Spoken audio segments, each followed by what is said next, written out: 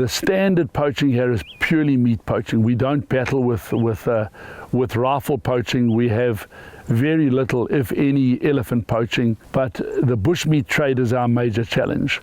So if we start out in the swamps, we have several islands which have huge numbers of game which live in and around the islands. Those were our poaching hotspots originally. The helicopter has helped us tremendously to stamp that out. We've probably stamped out 95% of it now. They normally don't use gin traps on the islands. They're very hard to access, and to carry a gin trap makes your life pretty difficult. They use cable snares, and with huge successes if left unattended. Because of the pressure of my anti-poaching unit, we no longer see big gangs of poachers anymore. It's normally ones and twos. They stay out of our concession, come in along the fringes, set their snares and gin traps, and come back and check them in the very early hours of the morning. And in many cases remove the snares and gin traps only to set them again late in the evening to try and avoid arrest and having their snares and traps confiscated. The third type of poaching that we are starting to see more and more is the use of dogs. So the tsetse flies kill the dogs within our area, but we have poachers coming in from outside, from areas where there are not a lot of tsetses, the more open areas.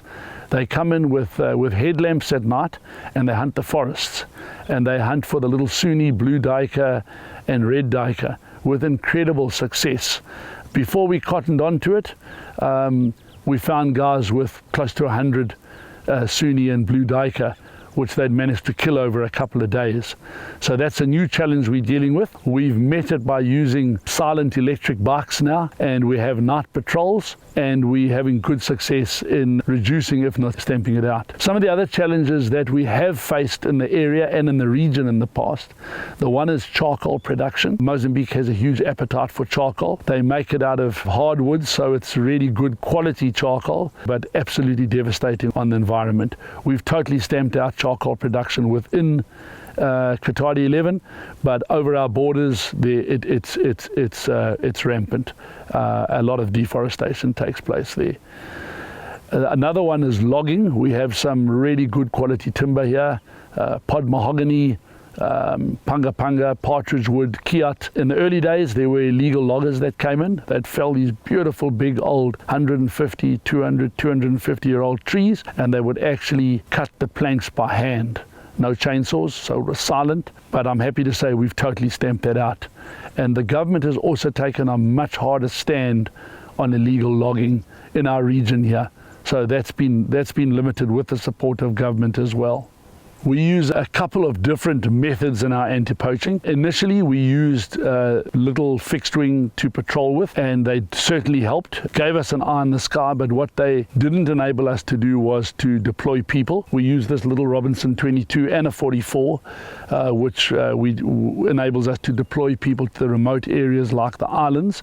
But most importantly, if you are in a 22 and you see poaching, it enables you to land immediately and sort the situation out, either by calling in your guys on the ground or just resolving it yourself on the ground. It might be something as simple as an animal still alive in a snare, or a poacher's camp, or chasing someone down and arresting them. In the early days, we would often only have one helicopter here. When it went out for maintenance, within 2 or 3 days we saw a spike in the poaching. So it's really been a game changer for us.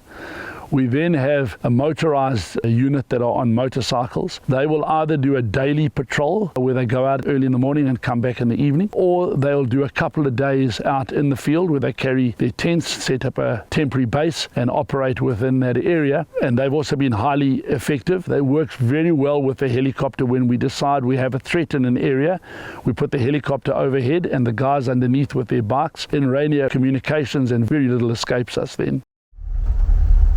We do a lot of foot patrols as well, where the guys are deployed by vehicle, given an area to patrol and collected at the other end. Quite an important thing as well is we vary the length of our patrols. Even our rangers never know how many days, whether they're coming back the same day, whether they're going out for 3 days, 5 days, 8 days. It's in an attempt that the poachers can't pattern us. As much as we keep evolving on the anti-poaching to stay ahead of the poachers keep evolving to stay ahead of us. So we've got to be one step sharper than they are.